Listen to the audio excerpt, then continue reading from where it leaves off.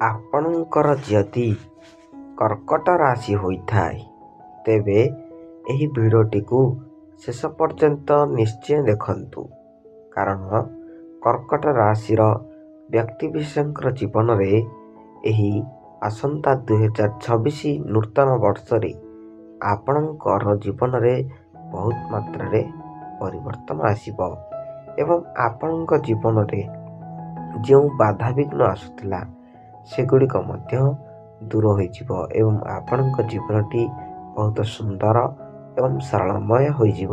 ତେଣୁ ଆପଣ ଯଦି କର୍କଟ ରାଶିର ବ୍ୟକ୍ତିବିଶେଷ ହୋଇଥାନ୍ତି ଏବଂ ଈଶ୍ୱରଙ୍କୁ ସଚ୍ଚା ହୃଦୟରେ ବିଶ୍ୱାସ କରୁଥାନ୍ତି ତେବେ କମେଣ୍ଟରେ ଜୟ ମହାଦେବ ଏବଂ ଜୟ ଶନିଦେବ ନିଶ୍ଚୟ ଲିଖିବେ। ତେବେ ଆସନ୍ତୁ ଭିଡ଼ିଓଟିକୁ ଆରମ୍ଭ କରିବା। ଦେଖନ୍ତୁ, ସର୍ବପ୍ରଥମେ କର୍କଟ ରାଶିର ବ୍ୟକ୍ତିବିଶେଷମାନେ ବହୁତ ସରଳ ଏବଂ ସାହସୀ ହୋଇଥାନ୍ତି। ତେଣୁ ଆପଣଙ୍କର ରାଶିରେ ଆପଣଙ୍କର ଅଧିପତି ହେଉଛନ୍ତି ବା ଇଷ୍ଟ ଦେବତା ହେଉଛନ୍ତି ଚନ୍ଦ୍ରମା। କାରଣ ଆପଣ ଚନ୍ଦ୍ରମା ପରି ଶାନ୍ତି ଏବଂ ରହସ୍ୟମୟୀ ହୋଇଥାନ୍ତି। କାହାକୁ ବି ଆପଣଙ୍କର ଭବିଷ୍ୟ କିମ୍ବା ବର୍ତ୍ତମାନ ବିଷୟରେ ଜଣାନଥାଏ। ଆପଣ କୌଣସି ବ୍ୟକ୍ତି ହେଉ ବା କୌଣସି ଯେତେ ମାତ୍ରାରେ ଆପଣ ଅଧିକାଂଶ ଲୋକଙ୍କ ସହ ମିଶିବା ପାଇଁ ପସନ୍ଦ କରିନଥାନ୍ତି।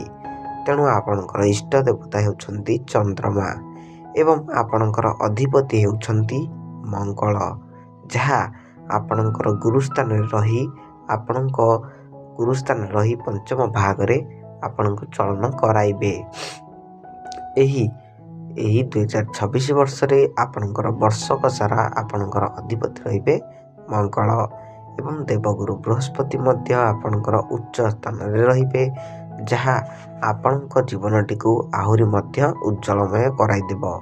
ଏବଂ ଦେବଗୁରୁ ବୃହସ୍ପତି ଆପଣଙ୍କର ଯେତେବେଳେ ମଙ୍ଗଳଙ୍କ ସହିତ ରହି ଉଚ୍ଚ ସ୍ଥାନକୁ ଗୋଚର କରିବେ ତେବେ ଆପଣଙ୍କର ଜୀବନରେ ଯେଉଁ ସବୁ ବାଧା ଆସୁଥିଲା ନା କ'ଣ, ଯେମିତି ଆପଣ ଚାକିରି ଖୋଜୁଥିଲେ ଚାକିରି ମିଳୁନଥିଲା କିମ୍ବା ଆପଣ କୌଣସି ବିଜନେସ୍ କରୁଥିଲେ ତେବେ ଆପଣଙ୍କର ବିଜନେସ୍ କ୍ଷେତ୍ରରେ ମଧ୍ୟ ଉନ୍ନତି ହେଉନଥିଲା। ଆପଣଙ୍କର ବହୁତ ମାତ୍ରାରେ ଶତ୍ରୁମାନେ ବଢ଼ିଯାଇଥିଲେ। ଆପଣ ବହୁତ ମାତ୍ରାରେ ଋଣ କରଜରେ ବୁଡ଼ି ରହିଥିଲେ। ଆପଣଙ୍କର ସମାଜରେ ମାନ ସମ୍ମାନ ହାନି ଘଟୁଥିଲା। ଏଗୁଡ଼ିକ ସବୁ ଦୂର ହୋଇଯିବ। ଏହି 2026 ବର୍ଷ ଠାରୁ ଆପଣଙ୍କ ଜୀବନଟି ବହୁତ ମାତ୍ରାରେ ସୁନ୍ଦର ଏବଂ ସରଳମୟ ହୋଇଯିବ ଏବଂ ଆପଣଙ୍କୁ ସମସ୍ତେ ସମ୍ମାନ କରିବାକୁ ଲାଗିବେ। ଆପଣଙ୍କ ଜୀବନରେ ଏମିତି ପରିବର୍ତ୍ତନ ଗତ 30 ବର୍ଷ ମଧ୍ୟରେ କେବେ ଆସିନଥିଲା, ଯାହା ଆସିବାକୁ ଯାଉଅଛି ଏହି 2026 ବର୍ଷରେ। ଏହି ରାଶିଚକ୍ରର 12ଟି ରାଶି ମଧ୍ୟରୁ ଆପଣଙ୍କ ରାଶିଟି ବହୁତ ମାତ୍ରାରେ ଏବଂ ଭଲ ମାତ୍ରାରେ ବିତିବାକୁ ଯାଉଅଛି। ତେଣୁ ଆପଣଙ୍କ ଜୀବନଟି ଏହି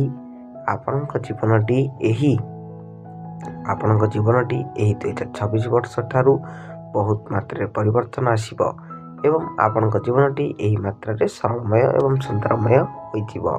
ଯଦି ଆପଣଙ୍କ ଜୀବନଟିକୁ ଆହୁରି ମାତ୍ରାରେ ସୁନ୍ଦର କରିବାକୁ ଚାହୁଁଛନ୍ତି ଏବଂ ଆପଣଙ୍କ ସ୍ୱାସ୍ଥ୍ୟଜନିତ ସମସ୍ୟାକୁ ଦୂର କରିବାକୁ ଚାହୁଁଛନ୍ତି ତେବେ ହରେ କୃଷ୍ଣ ମହାମନ୍ତ୍ର ଜପ କରନ୍ତୁ। ଦେଖିବେ ଆପଣଙ୍କର ବହୁତ ମାତ୍ରାରେ ମଙ୍ଗଳ ଘଟିବ। ହରେ କୃଷ୍ଣ ମହାମନ୍ତ୍ର ଜପ କରିବା ଦ୍ୱାରା ଆପଣଙ୍କର ଜୀବନଟି ସରଳ ଏବଂ ସୁନ୍ଦରମୟ ହୋଇଯିବ, ଫଳରେ କି ଆପଣଙ୍କର ଆତ୍ମାକୁ ଶାନ୍ତି ଏବଂ ମନକୁ ମଧ୍ୟ ଶାନ୍ତି ଲାଗିବ ଏବଂ ଆପଣଙ୍କ ଜୀବନଟି ମଧ୍ୟ ବହୁତ ସୁନ୍ଦର ହୋଇଯିବ। ଦେଖନ୍ତୁ, ଏହି 2026 ମସିହାରେ ଆପଣଙ୍କର ସ୍ୱାସ୍ଥ୍ୟରେ ଅଛନ୍ତି କିଏ ନା ସୂର୍ଯ୍ୟ ଏବଂ ଆପଣଙ୍କର ସ୍ୱାସ୍ଥ୍ୟ ଘରେ ସୂର୍ଯ୍ୟ ଏବଂ ବୁଧ ଏକତ୍ରିତ ହୋଇ ରହିଛନ୍ତି, ଯାହା ଆପଣଙ୍କର ଚର୍ମଜନିତ ସମସ୍ୟା ହେଉ କିମ୍ବା ଶ୍ୱାସଜନିତ ସମସ୍ୟାକୁ ଦୂରେଇ ଦେବେ। ତେଣୁ ଆପଣଙ୍କର ସ୍ୱାସ୍ଥ୍ୟଜନିତ ସମସ୍ୟା ମଧ୍ୟ ଏହି 2026 ବର୍ଷରେ କିଛି ଦେଖିବାକୁ ମିଳିବ ନାହିଁ। ଆପଣଙ୍କ ପାଇଁ ଏହି 2026 ବର୍ଷଟି ବହୁତ ମାତ୍ରାରେ ନୂତନ ଜୀବନ ଆଣିବ। ତେଣୁ ଆପଣ ଏହି ଭିଡ଼ିଓଟିକୁ ଲାଇକ୍ ଆଣ୍ଡ ସେୟାର କରିବାକୁ ଭୁଲିବେ ନାହିଁ ଏବଂ ଚ୍ୟାନେଲଟିକୁ ମଧ୍ୟ ସବସ୍କ୍ରାଇବ୍ କରିବାକୁ ଭୁଲିବେ ନାହିଁ। ଆପଣ ଯଦି କର୍କଟ ରାଶିର ବ୍ୟକ୍ତିବିଶେଷ ହୋଇଥାନ୍ତି ଏବଂ ଈଶ୍ୱରଙ୍କୁ ସଚ୍ଚା ହୃଦୟରେ ବିଶ୍ୱାସ କରୁଥାନ୍ତି ତେବେ ଭିଡ଼ିଓଟିକୁ ସବସ୍କ୍ରାଇବ୍ କରି ଲାଇକ୍ ଗୋଟେ କରିଦିଅନ୍ତୁ ଏବଂ ଏହି ଭିଡ଼ିଓଟିକୁ ମଧ୍ୟ ସେୟାର କରନ୍ତୁ। ରହୁଛି, ଧନ୍ୟବାଦ।